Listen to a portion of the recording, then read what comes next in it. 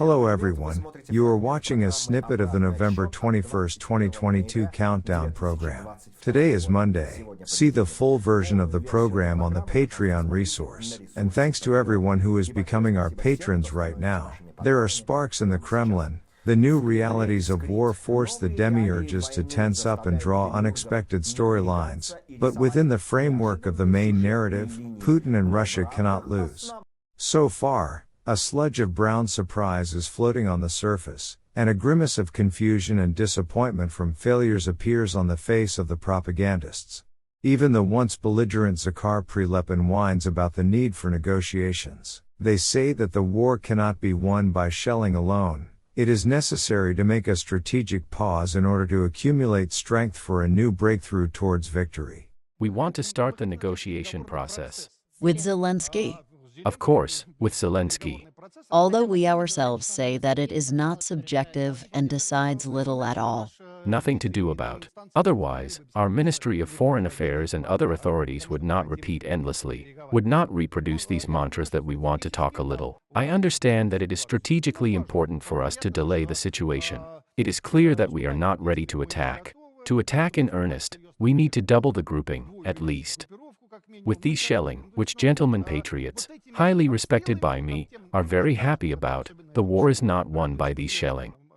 That is, we will not take Kiev, we will not persuade them to capitulate. This has a narrowly focused meaning, to force them to negotiate. Although earlier just yesterday we were waiting for the return to Kherson and are still waiting, and a little earlier in September to the Kharkiv region. That is, in this way we agree to fix on the Dnieper in the part where the Kherson region is. Alas, for some time they clearly agree. I can't imagine further plans, but these are too transparent not to be spoken about aloud. It's just that not everyone recognizes it. Not everyone recognizes.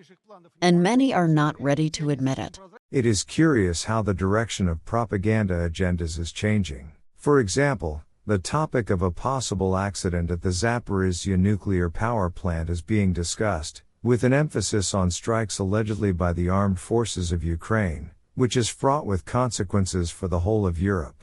Of course, it's not us. The vector for Crimea has also changed. Now they bleat about the defense of the peninsula, although earlier they denied even a hypothetical danger to the Crimea. This means that the price of the end of the war could be an accident at the ZNPP and the supposedly forced withdrawal of Russian rations from the territory of all Ukraine, under the guise of forced labor. It seems that the Kremlin is seriously beginning to consider the scenario of defeat in the war with its presentation to the plebs in the form of a hybrid victory. Everything is within the framework of the Orwellian reality. Peace is war, and defeat in it is a crushing victory. The main thing is to keep power within the zone itself. There is already hell with it, Ukraine, the Black Sea. The main thing is that Putin is alive, the lads too. True, now they are not allowed anywhere, and that's okay. Godfather, lads and people, one gang. Part of the gang was shot as part of an attempt to expand the gateway. We had to crawl away, but the main thing is that our cave remained within its former boundaries. Why not win? The Kremlin schemers even came up with a new definition. Russia was able to withstand the collapse of the world order. So, if Putin does not dare to strike with a nuclear weapon with a cry of "don't get you to anyone" and crawls away from Ukraine, his rat's tail between his legs, the deep dwellers will be fed the narrative of a hybrid victory. After that, I will call, rolling up my sleeves, to build the USSR 2:0. A closed zone with an imitation of a scoop, but a complete triumph of concepts. In order for such a deception to go off with a bang, from December 1, 2022, enhanced censorship in the media is introduced by order of the FSB.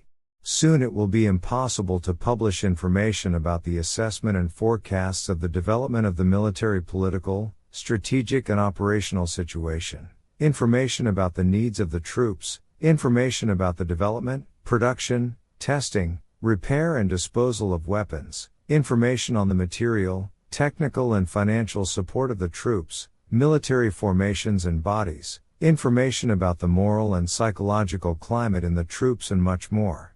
In fact, Putin is putting the country on martial law. There is still no economy, and there remains only hope for the stupidity of the intellectually degraded population, turned into obedient Beskon Voynikov, who will be ordered to plow until death. But you still have to somehow explain the payment of reparations to Ukraine, which, as it were, was defeated, but you still have to pay. The Rainipa Presidential Academy presented the image of the new future of Russia. The scenario offers investment bonuses in infrastructure, new cities, roads and ecosystems that will provide employment, population growth and reverse relocation. The social contour of USSR 2.0 is a return to the Soviet system of education and medicine. If the borders are closed for those who wish to be treated in Europe, this will give impetus to the development of domestic medicine, the visionaries decided for some reason. And the national culture and Russian history should also be reflected, legalized and recognized, which will lead to the emergence of a new self-identity. That's right, Siganova and Shikarina, Buzova and Leps, Blatnyak Chanson, that's all. And Mikhalkov with Oklobistan under the fly. They did not forget the industrial espionage that once helped China develop so much. Orthodox Zop Scratch with an updated wording from Gunday Steel in the name of the Lord and the Fatherland. All this Manilovism offers a model for the construction of the Palace of Virginity in a cave by the hands of experienced prostitutes, thieves and patent killers. Do not hesitate, they will succeed, and under the banner of victory in the period of the collapse of the world order, a high-tech gulag with an improved mechanism for grinding human flesh will sting with a thorn. How beautiful we have in Salambala. This is Kedrov Street. Bridges, a fire engine, there is even a tile. And another fire engine. But the coolest thing is Patriot Park. It is the real patriots who are brought up here. Both graffiti and dirt are truly Russian. True happiness can only be found in Patriot Park. Become our patrons now and look further in this program. Until the FSB order enacted censorship, the Yakut Shmobaks showed a story about their plight in the army. Opposition leader Leonid Volkov called on the West to develop a Marshall Plan not only for Ukraine, but also for Russia, so that it would not be offended and attacked again. In Kazakhstan, Kassym-Jomart Tokayev, who won over 80% of the vote, was expected to win the early presidential elections. Kazakhstan goes under the economic and political protectorate of China with a minority squeak from the Kremlin. The head of the National Security Staff, Ayal Hulida, warned Russia against buying Iranian ballistic missiles, and the Israeli Foreign Ministry expressed its protest to Russia in connection with the supply of Iranian drones. Russia is preparing to be recognized as a sponsor of terrorism by the European Parliament. Business will fade away, economic ties will break, and just traveling to Europe will become more problematic. And the last one for today, Yulia Prokhorova was expelled from Germany, the same Russian patriot who trolls Ukrainian women on the streets of European cities with the question who's Kherson? Life itself has already given an exhaustive answer to this question. But now Prokhorova will love her cave, being inside the object of adoration. You can't imagine being fairer.